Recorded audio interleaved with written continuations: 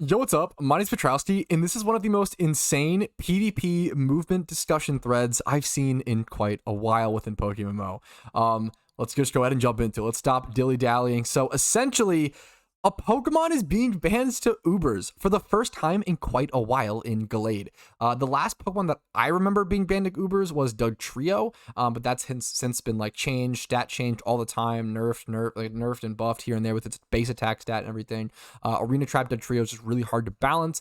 I have not seen a Pokemon banned to UBERS in quite a while. The developers really try really hard to not have this happen since UBERS isn't actually a playable tier in PokeMMO. Being banned to UBERS essentially means the Pokemon is just not usable. It's just going to be banned for one season, it seems like, to test. I mean, obviously that's how all sort of bans work. It could always be unbanned back down to OU. There is a discussion thread / ban post listed here. This is an incredibly in detail forum thread. It's insane. There are Excel spreadsheets upon calculations upon data. It is insane how much effort and how much love and work and energy is put into the PvP balancing in PokeMMO by not only the players but the tier council and the mod, etc. If you care about PvP to an in-depth degree, I definitely recommend checking this out. But it's pretty lengthy. It's a pretty lengthy process. I covered the beginning of this thread a month or so ago, many weeks ago. But it's really evolved in pretty tremendous ways, and they did end up getting tournament like statistics on GALLADE, and that changed things a lot. And it's really interesting. Now, my thoughts on whether GALLADE should be banned to UBERS from OU, I have no thoughts on this. Why would I have thoughts on this? I don't practice or play OU enough to have an opinion on this. That's kind of my thoughts, right? If you want to check out someone who is a lot more qualified to have an actual opinion and feedback and thoughts on this, go check out AFC Adino on YouTube. He recently did a video covering this exact movement post, and I just could not do a video because it's just so interesting, and I want more people to have the information because it's pretty crazy what's being moved. But that's enough about GALLADE. That's the big headline. GALLADE moved to UBERS from OU, essentially being banned out of PvP since it's got access to the sharpness ability. Now, moving down the list, we have up to OU from UU. Salamence getting lifted. It was the most powerful and most used Pokemon in UU for quite a while. Now getting lifted back up to OU, which is cool to see. Banned to borderline 1 from UU. So Shaman essentially being banned out of UU. Another really long discussion thread post, which is super interesting. Shaman is in a really tough spot because Shaman is really good in UU, probably too good for UU, but it's really bad in OU. So what is Shaman to do aside sit in limbo? It's kind of tough for the little grass boy at the moment. Moving on to UU from OU, so moving down from U to OU, Seismitoad and Toxicroak. This makes a lot of sense. These Pokemon aren't really powerful on their own. They sort of go back and forth all the time between OU and UU. It really just depends on how much usage rain teams are getting. These Pokemon are literally just slotted into rain teams. That's their use. They aren't good on their own. I mean, they're fine on their own, but they're not good outside of rain for the most part. From my understanding, once again, I don't practice. I'm not an expert at OU.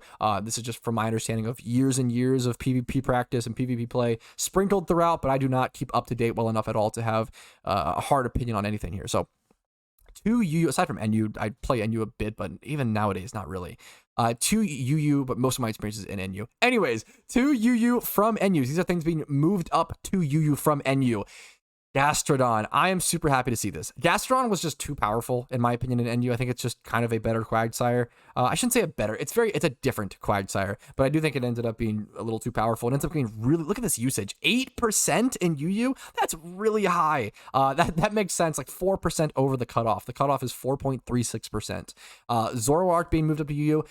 Zoroark is bad, even in NU, in my opinion. I feel like this Pokemon should be like untiered, but it just gets a decent bit of usage because it's fun to use. Clefable, yes, please get this demon out of my tier. I hate Clefable. Now, Cosmic Power Clefable getting nerfed more because of the soft boil PP nerf with Gen 9 mechanic changes is a really nice thing, but I hate Clefable. It's just a very unfun Pokemon to play with or play against. Tentacruel.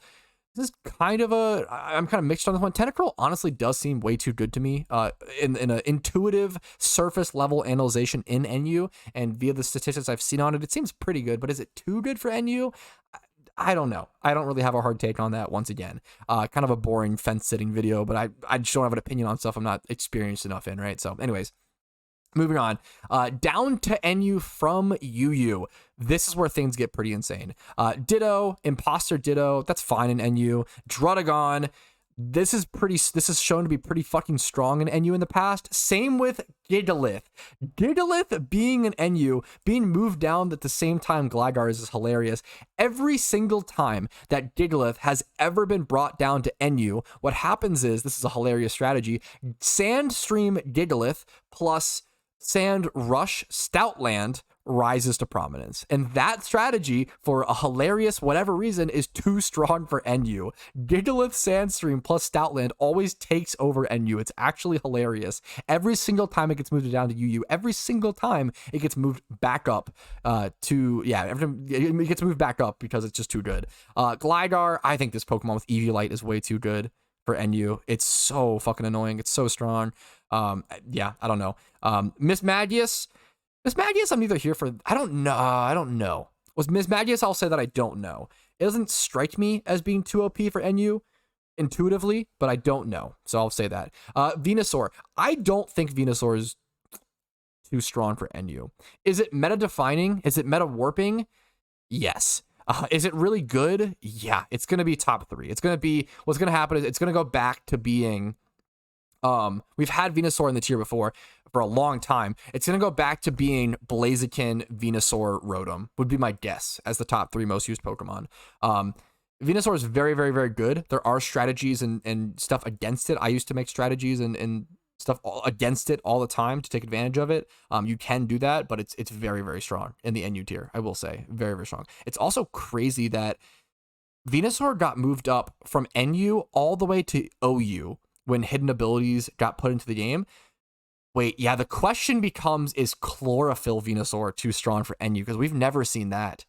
This is the first time we're seeing Chlorophyll Venusaur. And obviously, the intuitive answer is, oh, no, of course not. But we don't have Torkoal. Not having the weather setting upon entry Mon, like a Drought Mon, is so important. I don't know. I'm honestly, like, intuitively, I would think this is probably too strong, but I just don't know yet. And if we see Sun teams pop up in NU rocking like Chlorophyll Venusaur, like Sunflora, and like Solar Power Charizard in NU, I wouldn't be mad. I mean, I'd be down for that. I love the idea of that. So I don't know. Is Venusaur with Chlorophyll too strong for NU? We'll have to see. Once again, fence sitting position. Xatu, Magic Bounce Xatu in NU. I don't think that's too strong. I love to see a Magic Bounce Pokemon in NU. Xatu is an incredibly weak Pokemon outside of Magic Bounce. In my opinion, obviously it has like Stab, Air Slash, and like Psychic Side Shock. It can be a little annoying, but I've never found Xatu too threatening. It can be a trick user, which can be kind of a pain. Like Trick Magic Bounce is a pretty threatening 2 pieces of utility, but is it really too strong?